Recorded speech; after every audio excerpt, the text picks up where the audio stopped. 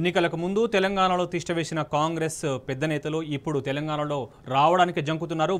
వాళ్ళకే ఇచ్చిన హామీలు నెరవేర్చలేక ఆత్మవిశ్వాసం సన్నగిల్లుతున్న పరిస్థితి మనకు కనిపిస్తుంది. సూరజ్, మీరు చెప్పండి, ఒకప్పుడు తెలంగాణ రాష్ట్రం ట్యాగ్లైన్ నీళ్లు నిధులు నియామకంగా ఉండేది. ఇప్పుడు కాంగ్రెస్ సర్కారు ప్రజలకు నీళ్లు ఇవ్వడం లేదు, నిధుల విషయంలో గ్రామ అభివృద్ధికి కూడా నిధులు శాంక్షన్ చేయడం లేదు, అదేవిధంగా నిరుద్యోగులకు నియామకాలు కూడా ఇవ్వడం లేదు. ఈ ట్యాగ్లైన్కి పొంతన లేకుండా ఉంది. అసలు సర్కారు నడుస్తుందా లేదా అనుమానం కూడా ప్రజల్లో వ్యక్తం ఒక గట్టి ఇది ఉంది. దీనికి సంబంధించి మీరేమంటారు? శోభన్, ప్రధానంగా వివిధ విభాగాలపైన ప్రభుత్వానికి ఇంకా పట్టు రాలేదని చెప్పాల్సి ఉంటుంది. నిజం చెప్పాలంటే అలవి కాని హామీలు ఇచ్చిన తర్వాత ఆర్థిక స్థితిగతి పైన ప్రభుత్వం ఇంకా దృష్టి సారించలేదు.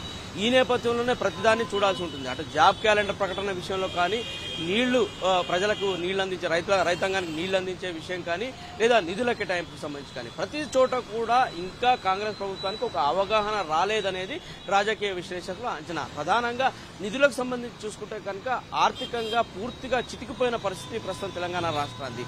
దీనికి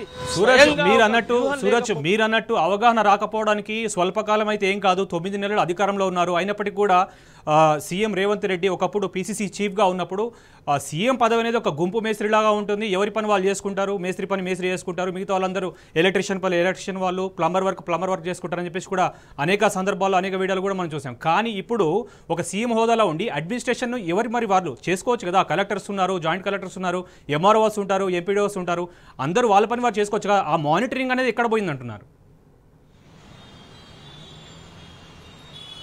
శోభన్, అదే ప్రధానంగా చెప్పాలంటే ఆ స్టేట్మెంట్ శుద్ధ తప్పు అని తేలిపోయింది. అనుభవరాహిత్యం చాలా స్పష్టంగా కనిపిస్తుంది. మరోవైపు అధికారులకు రాజకీయ నాయకులకు అంటే పొలిటికల్ ఎగ్జిక్యూటివ్ కు మధ్యలో గ్యాప్ ఉన్న సంకేతాలు కూడా చాలా స్పష్టంగా కనిపిస్తున్నాయి. అధికారంలోకి వచ్చి రాగానే అధికార యంత్రాంగంలో అనేక మంది పాత ప్రభుత్వం ఏజెంట్లు ఉన్నారని చెప్పేసి స్టేట్మెంట్లు ఏవైతే ఉన్నాయో ఇవి అధికార గణాన్ని హర్ట్ చేశాయని చెప్పాల్సి ఉంటుంది. ప్రధానంగా ఏ ప్రభుత్వమైనా సాఫీగా స్మూత్ గా సాగాలి, ఒక కంటిన్యూయేషన్ లో సాగాలంటే అధికార యంత్రాంగమే కీలక భూమిక పోషించాల్సి ఉంటుంది. ఎందుకంటే రాజకీయ నాయకులు పొలిటికల్ ఎగ్జిక్యూటివ్ మారుతూ ఉంటారు. ఈ నేపథ్యంలో అధికారులు 33 ఏళ్ల పాటు 34 ఏళ్ల పాటు పర్మనెంట్ గా ప్రభుత్వంలో కొనసాగుతారు. అంటే రాజకీయ నాయకులు మారిపోయినా, పొలిటికల్ ఎగ్జిక్యూటివ్లు మారిపోయినా, ముఖ్యమంత్రులు మారిపోయినా, మంత్రులు మారిపోయినా అధికార గణం అక్కడే ఉంటుంది. కనుక అధికార గణంకి మొత్తంగా ప్రభుత్వ కార్యకలాపాలపైన పట్టు ఉంటుంది.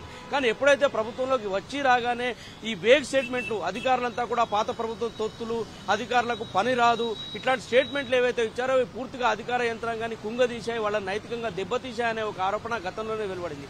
దీని ప్రభావం చాలా స్పష్టంగా ఉందని చెప్పాల్సి ఉంటుంది. ఎందుకంటే ఏ ప్రభుత్వం అయినా సక్సెస్ఫుల్ గా విజయవంతంగా నడవాలి, లేదా వాళ్ళ ఎన్నికల హామీలను నిలబెట్టుకోవాలి, ప్రజలకు సేవలు అందించాలి అంటే అధికార యంత్రాంగం అంతా కూడా ముందుండి మొత్తంగా ఎగ్జిక్యూట్ చేయాల్సి ఉంటుంది. ఈ సమన్వయం ప్రస్తుతం కొరవడిందని చెప్పేసి రాజకీయ విశ్లేషకులు భావిస్తున్నారు.